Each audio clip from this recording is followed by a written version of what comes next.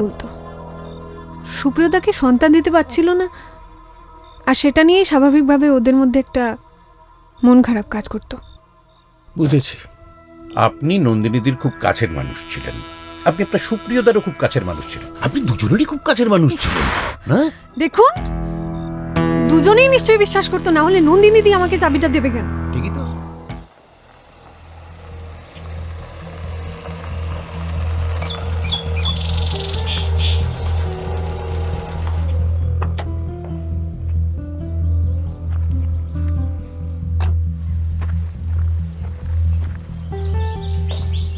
হ্যাঁ নমস্কার, মানে এই অবস্থায় আপনার সাথে এখন আমি অফকোর্স স্যার, চলুন ভেতরে বসবেন। এদিকে আসবেন প্লিজ। হ্যাঁ। ভেরি সরি, কিন্তু আমার আসলে কি বলুন তো, এত তাড়া আছে, আমাকে আজকেই কলকাতায় ফিরতে হবে, সেই জন্য ভেরি সরি।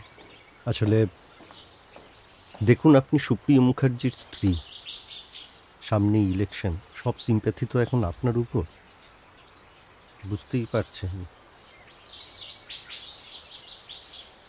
কিন্তু আপনার সঙ্গে বোধহয় এ ব্যাপারে উইলিয়ামস অলরেডি কথা বলেছে।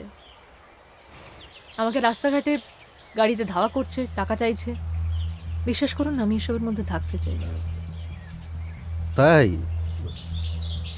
আচ্ছা ঠিক আছে, আমি দেখছি, নিশ্চয়ই দেখব। নমস্কার। Thank you.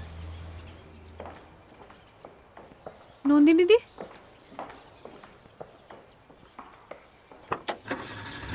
Thank you sir.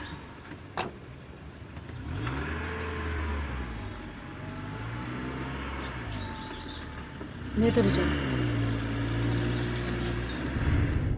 সুপ্রিয় মুখার্জি শিলিগুড়ি থেকে ফিরে ইমনের কাছ থেকে ঘরের চাবি নিল, তারপরে ঘরে গিয়ে প্রথমে কি করলো সাক্ষ্য? পিও আর পোস্টমর্টমে যা বোঝা যাচ্ছে, প্রথমে জল খেয়েছিল, তারপর চা নিয়ে বসেছিল। তার মানে চা কিংবা জলের মধ্যেই? চাটাও জল দিয়েই বানানো হয় সাক্ষ্য, তার মানে বিষটা জলে ছিল। এখন প্রশ্ন হচ্ছে কোন জল? এক্স্যাক্টলি স্যার, সেদিন প্লেস অফ অকারেন্সে একটা 1 লিটারের জলের বোতল পাওয়া গেছে, আর কিন্তু কোনো জলের বোতল খালি বা ভর্তি অবস্থায় পাওয়া যায়নি স্যার। তার মানে হয় সেই বোতল অথবা ফিল্টার, কিন্তু সেটাও তো ফুটো। হ্যাঁ। তুমি এক কাজ করো, জলের বোতলটা ফরেন্সিকে পাঠাও। Okay sir. আর আমি এখন একবার নন্দিনীর বাড়ি যাব। নন্দিনীদি বলতো সুপ্রিয়দাকে সন্তান দিতে পারছিল না, আর সেটা নিয়েই স্বাভাবিকভাবে ওদের মধ্যে একটা মন খারাপ কাজ করতো। বুঝেছি, আপনি নন্দিনীদির খুব কাছের মানুষ ছিলেন, আপনি আপনার সুপ্রিয়দারও খুব কাছের মানুষ ছিলেন, আপনি দুজনেরই খুব কাছের মানুষ ছিলেন না? দেখুন, দুজনেই নিশ্চয়ই বিশ্বাস করতো, না হলে নন্দিনীদি আমাকে চাবিটা দেবে কেন? ঠিকই তো। এই তো কেমন সহজ করে বোঝালেন, জলের মতো বুঝে ফেললাম। আসলে চোখে আঙুল দিয়ে না বোঝালে আমার আবার কিছুতেই ব্যাপারটা মাথায় ঢোকে না।